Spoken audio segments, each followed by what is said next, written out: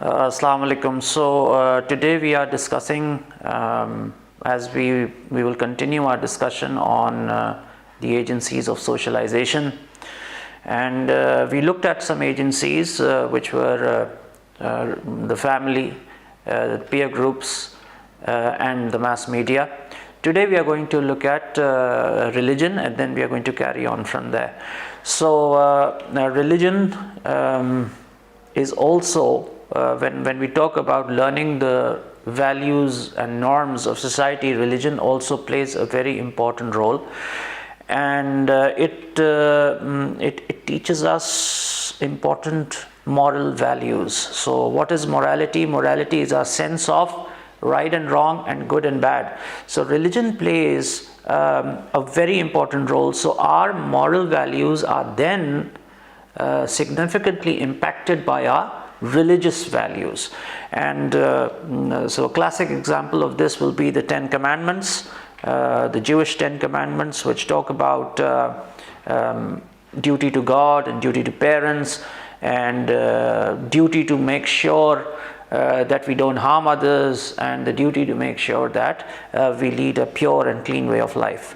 So Swatis argues that modern religion, or contemporary religion, if to use the word, they have undergone a change. And what is the change that they have undergone? Significant change that they have undergone is that they have become more religion friendly. With the exception of the Quran, which is the Muslim holy book, no significant book in any religion has addressed women. So religions normally only address men. But over time, as Swatis has noticed, religions have become more female friendly. And but please keep one thing in mind, that religious values are powerful driving forces for only those who believe.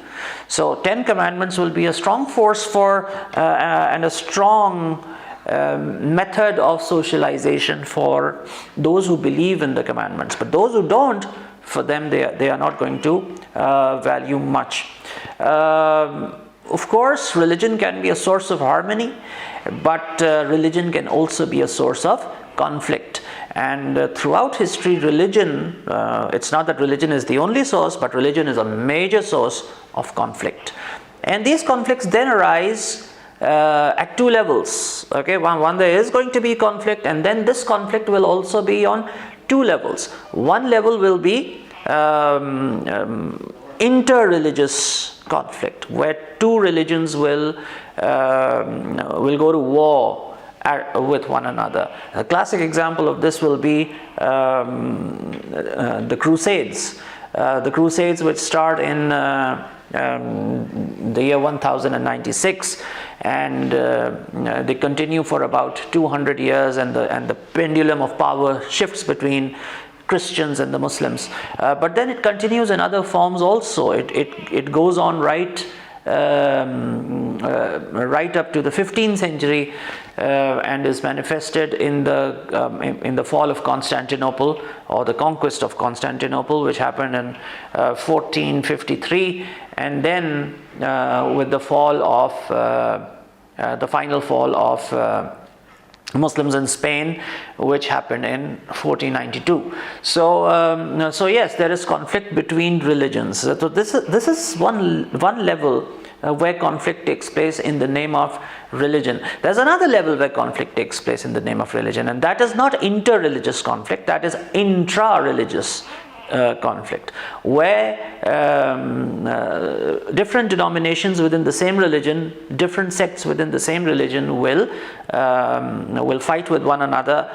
They will come in conflict with one another. The classic examples of this will be the Shia-Sunni conflict among the Muslims, and the Catholic-Protestant conflict. And then if we go back into the history of Christianity, then it all starts from the Great Schism, which happens in 1058, I think. So these are the two forms of conflict that religion can engender. All right.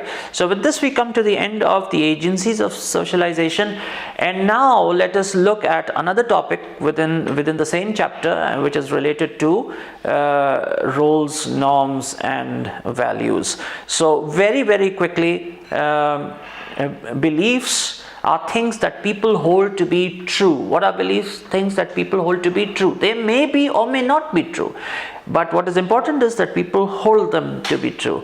And then there are values. What are values? Values are expectations of behavior that arise in society from people. And then when people behave in certain ways, a certain as we spoke about structuration, if you remember.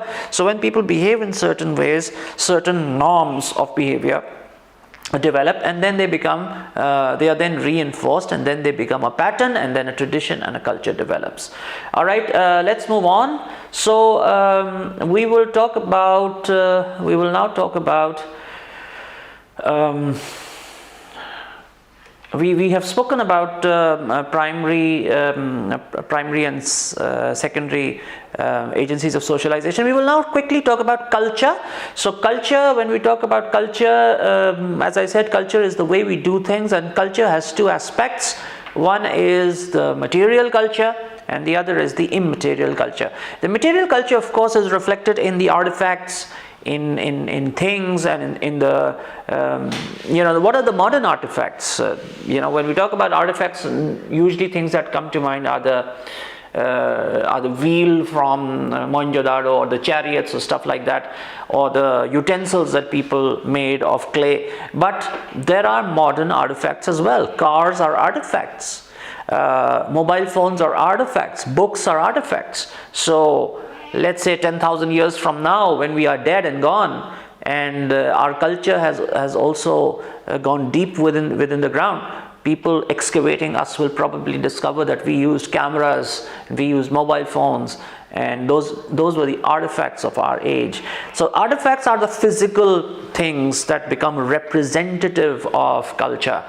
But then there is the immaterial or the non-material culture. The non-material culture is, to my mind, it's more important, because if you reclaim the artifacts,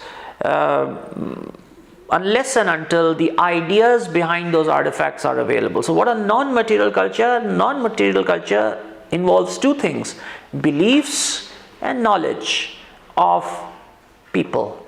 So people living in certain age, they will have a set of beliefs and they will have a set of knowledge. So that is more important. The pyramids stand in Egypt, but they cannot be rebuilt. We cannot reconstruct them. They stand there and we see them, but we still cannot rebuild them. Why? The material culture is there, but the immaterial culture, which was the knowledge behind that creation, is gone. On the other hand, if the material culture disappears, but the non-material culture, the knowledge is available, then at any point in time, using that knowledge, we can reconstruct those materials that existed. So Merton, of course, writing in 1957, he talks about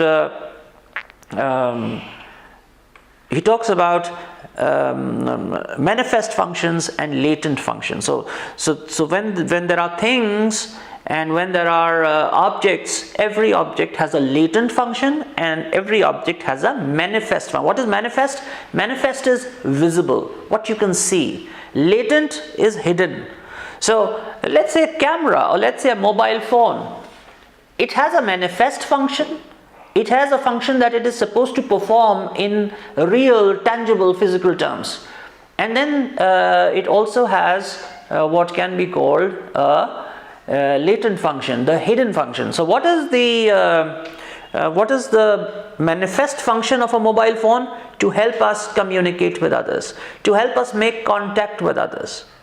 And what is the latent function? The latent function or the hidden function is that the mobile phone acts as a status symbol. So the better mobile phone you have, so I had a mobile phone that I really liked, and it was very handy. It used to fit my pocket, and it was just fine.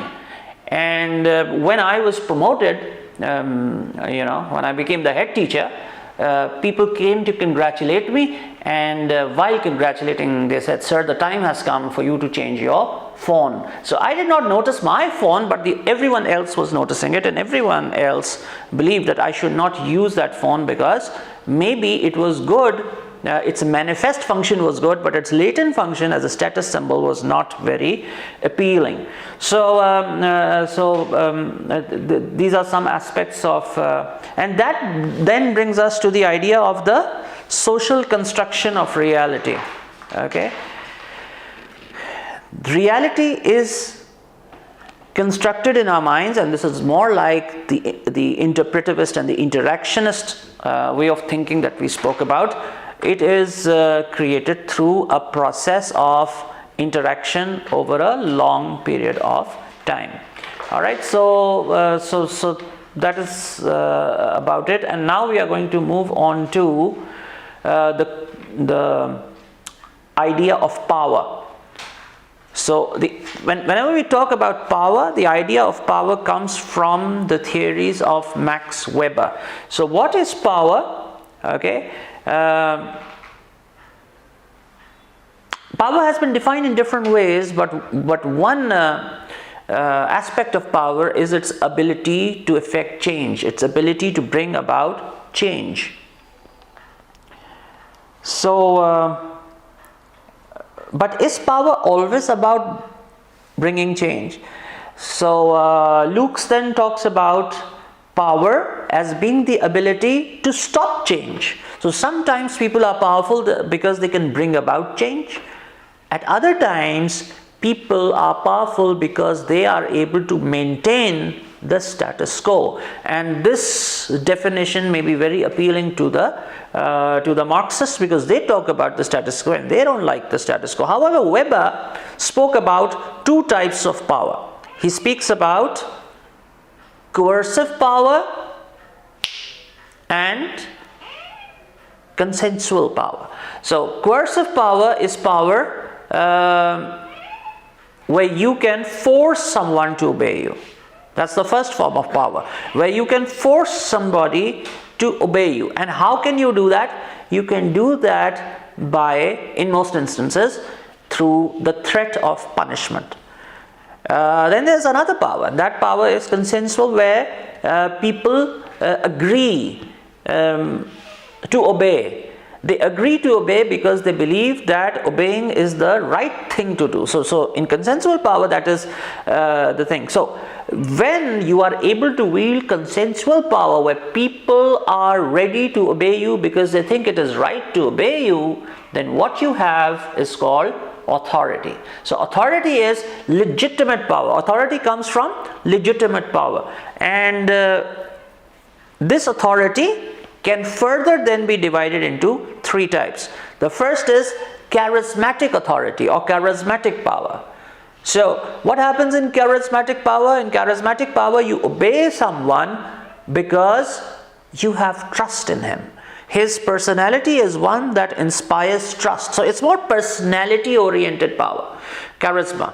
All right, and then the second is traditional power. In traditional power, the power comes from tradition, it comes from customs, it comes from your lineage, it comes from your background, it comes from your ability to control land or administer land. So and in many parts of the world, such loyalties do exist till this day, and they are pretty strong because tradition is a very strong source of power. However, Weber is most concerned, and he is most impressed with the third form of power, which is rational power, because rational power is derived from the law. All right, so rational, legal power. This is something that he talks about. Okay, and now we go to class identities. Class, again, a very important source of sociological perspective. So let's talk about class. So classes traditionally have been divided into, people traditionally have been divided into three classes: the lower class, the middle class, and the upper class. So when we talk about lower class, then we will have to talk about the traditional view of the lower class and the later or the contemporary view of the working class. So traditionally, the working class, when you spoke about the working class, what were you talking about? Especially in Britain, you were talking about the traditional the traditional manual worker. All right, and this manual worker had employment in, of course, the manufacturing industry, and this all developed with the industrial revolution.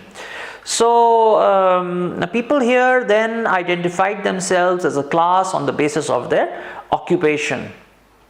So this is also called the people had their self-image based on the class, the working. It was called the working class self, in fact. Okay. However, Crompton has suggested that over time, the working class image, in fact, the working environment has changed. The working environment has changed because previously the workers were more like employed in the manufacturing sector. Today, however, a new sector has developed, which is the service sector, and this service sector is comprised of the banking sector, the IT sector, the computing sector, and the image, that swarthy image of the working class, has now undergone a change, and there is a new working class. All right, this is more like a privatized, home-based class, and this new class then does not have a fixed identity. These people are working with new machines, they are working with new technology. They are not very happy with their current status. They are ready to move on from one social strata to another social strata. So this is the modern working lower class is a very ambitious lower class. They are the lower class, but they will never adopt the class self-image. They are not the working class self. They see themselves as able and willing to move from the lower class to the upper class. So their work is not really their identity, their work is instrumental. Instrumental means that they are going to use their current work to move from one strata of society to another. They are going to move up. Alright, and then we talk about the middle class. So what is the traditional image of the middle class? The middle class is made up of professionals. It's not manual worker. The traditional middle class was not the worker. It's made up of professionals, doctors, lawyers, and they run companies. They also have a degree of power and the ability to make decisions. All right. So they too have their identities, and their identities are also undergoing some change. And then we have the upper class.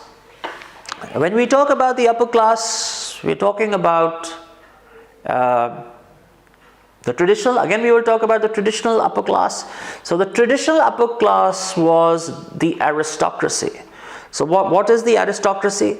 People who hold lands. Alright. So if a man in the previous years, in the previous centuries, wanted to become a powerful person, so the answer was simple: you go and grab land. Okay, it was not possible in those days to buy large land holdings, so that usually led to battles, wars, and the grabbing of land from one person grabbing another person's land, and the person, of course, who ended up grabbing all the land became the king. The same was true of women. If women wanted to move from one strata of society to another, if they wanted to move to the upper class, the answer was simple: you marry someone who had a lot of land. Alright, so everything revolved around land, and then this became the traditional upper class, which was the aristocracy, it is still prevalent in many parts in the world. But the modern upper class is made up of the business class. Yes, they have lands, but it's not the productive agricultural land that we had in the past. This land is used more for business, and the business can be of two types. It can be used for manufacturing, or it can be used for providing services. And then this today, this upper class today then is known as the business elite. All right, and Peel says that there is a blurring of the distinction between the upper class and the middle class. Why? Because the middle class identity is slightly difficult to explain these days.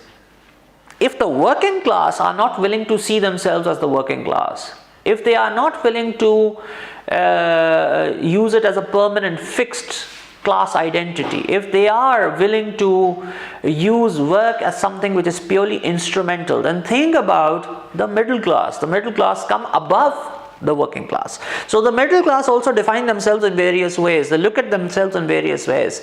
They say, one view of looking at themselves is, we are not the lower class.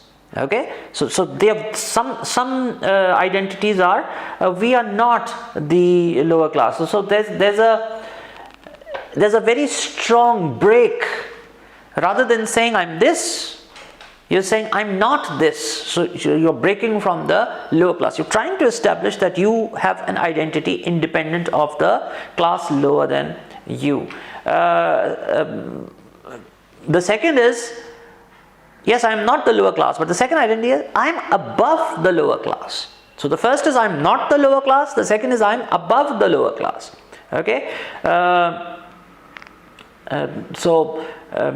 Again, this is an even stronger expression of separation from the lower class. And then there is a third expression which is even stronger than the first two, and that is when you say that the middle class, as a middle class, I come below the upper class. So now you are not relating yourself, you are not seeing yourself in relation to the lower class, you are seeing yourself in relation to the upper class. I come below the upper class. So what does that mean? It doesn't mean that you have accepted your position as the lesser part of society, as the lesser people in society. It does not mean that at all. It simply means that I come below the upper class and I'll make a move.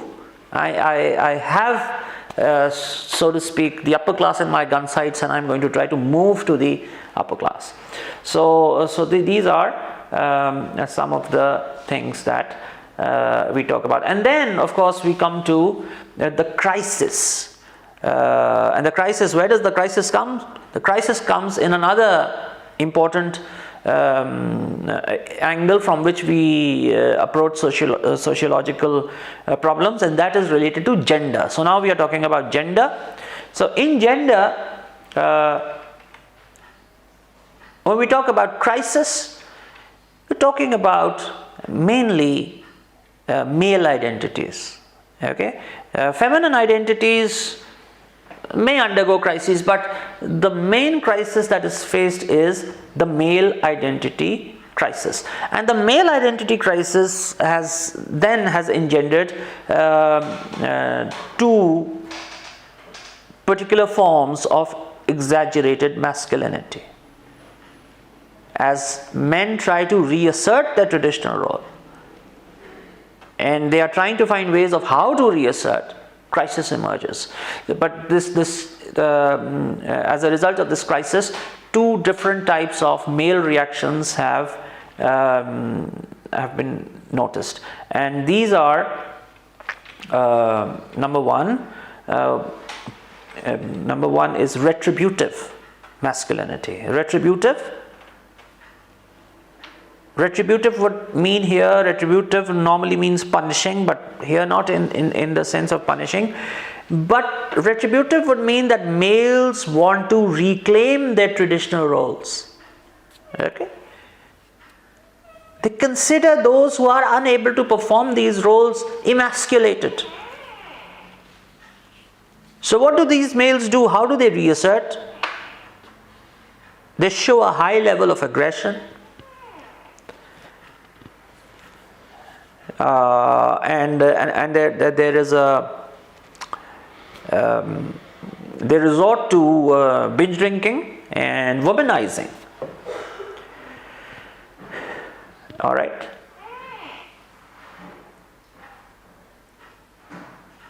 So traditional male masculinity is idealized here. The old masculinity, the very dominant masculinity. Okay. And then the second is hyper masculinity. The first was retributive masculinity, the second is hyper masculinity. Okay, hypermasculinity, the concept was presented by Wolf and Light in 1994. They talk about the authoritarian male. This male was, the first male, the retributive male was more aggressive, but this male is more authoritarian. Do as you are told. He's more autocratic. He's more impersonal, more like the modern man, leading by rules. He's also contemptuous and he's also violent. In other words, he's the very image of the old patriarchy. Likewise, women are also responding to the pressures of the modern society. So they also have the new feminine identities, and there are three types of feminine identities which will be discussed here. The first are the contingent identities, the second are the assertive identity or assertive femininity, and the third is the autonomous femininity. So let's look at these more closely. Contingent femininity are in contingent femininity, you take the male beliefs into account. What do the males believe about us? What do the men believe about us? And what are their demands? So here in contingent, the demand of the men become the defining feature of femininity. All right, what is proper femininity? That's defined more by the demands of men. And within these, of course, there are two types of femininity. So within contingent femininity, you have two types of femininities. The first is normalized femininity, and the second is sexualized femininity. So in normalized, what is normalized femininity? In normalized femininity, again, you take the demand of men into consideration, but what are their demands? The demand is simple: play a secondary role to me. So women here will try to play a secondary role. They are mothers, they are wives, they are girlfriends, they are sisters. And in all these relationships, the male will end up having the upper hand. So it's contingent and it's normalized. That's the way it is. It also fulfills the demands of men and keeps society normalized. Okay. Now, what is the purpose of this? What is the main objective of this? Constantly readjusting your identity to ensure that you get masculine approval. So the main thing here is, if men have to approve who you are as a woman, then the woman has to constantly adjust, keep changing herself, so that at every point she receives the approval of the menfolk. The second, contingent femininity, is sexualized identity. And here again it is fashioned on the basis of the demands of men, but more the demands of the eyes of men, and more fashion on the basis of the demands of the fantasies of men. All right, so this is more because women then are seen as objects of male gratification. In the previous one, in the normalized, they are not objects of gratification, they are objects of approval. They are supposed to, whatever they do, they are free to do as long as they get male approval. But here they have to provide for pleasure, gratification. All right, and so women will constantly adjust their roles to provide them. All right, so we will stop here and we will continue in the next session. All right, so we stopped when we were talking about female identities. We stopped at sexualized identity, and now we are going to move to the second type of feminine identity, which is assertive identity. All right, so what happens in assertive identity? Women will now break from the traditional image or the traditional idea of how women identities should be cultivated. However, there is care is taken that there should be no confrontation. You will break from tradition, but you will not confront tradition. You will not set yourself completely apart from your male counterparts. So that is a very important thing here. Freud in 2005 gave a very good explanation of this. He said that in this, the idea is, in assertive identity, the idea is to resist male dominance without trying to overthrow male power.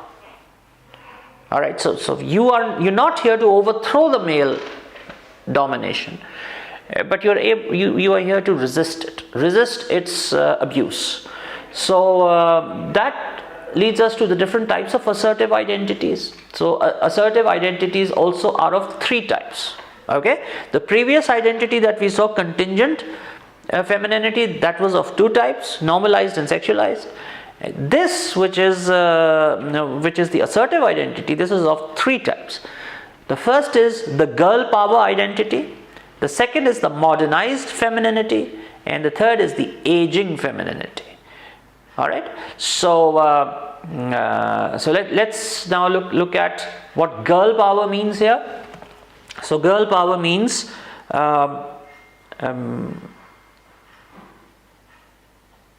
coping with masculinity.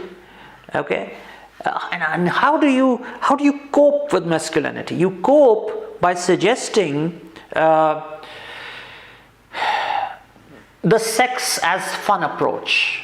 All right, to speak the truth, and if you go back in history and you look at it, the wild 60s, I believe that was a very major attempt to deal with the demands of men of the time by resorting to the idea of sex as fun. All right, make love, not war. Well, that was a hip movement, but apart from that, the wild side of the 60s mainly was because the girl power became a very important thing at that time. But when you talk about girl power, then it will be girl power only. Such an approach will have no place for aging women. It will have no place for older women. So it is what it is. It is girl power. It is nothing else. All right. So that is one thing. And then the second is the modernized identity. The modernized identity or the modernized femininity relates to older groups, and they develop individualism and liberty, but within the context of culture and within the context of the family. All right, and then the third is the aging femininity. So the aging femininity is, what is wrong if I'm old? All right. Now I do remember that a few years ago when a movie was released, it starred Diane Keaton. And one of the things that she complained about was, when she was asked why she played a role in that movie, so she said that she was appalled that movies these days have no place for older women. All right, and if you can go back to the background of Diane Keaton and you look at that the classic movie Godfather. So you'll realize that Diane Keaton was an extremely good-looking, and she had a very innocent-looking face and a very beautiful face. But the same Diane Keaton, when she becomes old, she cannot find a place in movies because she's not the girl that she used to be anymore. So that was her way of reasserting herself, and that was her way. But playing the lead role in the movie alongside Jack Nicholson, she is saying, she's making a point. She's saying that, look, aging femininity is also an identity which should be recognized. All right. So older women can also be. That's the point Diane Keaton is making. That when I was young, I was fashionable. When I was young, I was good looking. But now that I'm old, I can still be fashionable. I can still be active, and I can still be sexually active. All right. So that is the idea behind the aging femininity. That the older women cannot be ignored. And then there's the third femininity, or the third feminine identity, which is autonomous femininity. Now, this autonomous femininity is dealing with men on the woman's terms. Now, here she's not playing a role within context. It's not related to context anymore. Now she's not concerned whether the old traditional relationship with men is disrupted or not. If it is disrupted and if it is damaged, so be it. They will still continue and deliver themselves or free themselves from the traditional constraints that placed men at the hem. And this woman, why can she do that? Because she's highly educated. She's very successful in her own right. She has a career focus. She is professional. All right. So these are the three types of identities. I'll quickly go over, very quickly, before we close, I'll go over ethnic identities, which is the third very important angle from which we look at sociological identities. And here, ethnicity, of course, an ethnic group is a smaller group within a larger culture. But please keep in mind, like everything else, ethnicity is also a social construction. It's very important for students to keep that in mind. Ethnicity is a social construction. All right, we're not discussing biological notions of race. Okay, the biological notion of race, Osorio suggests that it is not right when you are talking about ethnicity from the sociological point of view. There's no credible scientific evidence that one race is fundamentally different from another. We believe, the sociologists would argue, that ethnicity is more a social construction. So there are a set of a combination of cultural differences which separates one ethnic group from the other. All right, these are not biological differences. These are sociological differences. These are cultural differences. Okay, what are the differences that will set people apart in different ethnic groups? The same differences that we spoke about earlier: religion, family background, beliefs, values, and norms. If you look at ethnicities closely, you will realize that the main difference between them exists in these areas. All right, so that will bring us to the end of the second chapter, and we will of course go on to the third one very soon. Thank you very much for your time.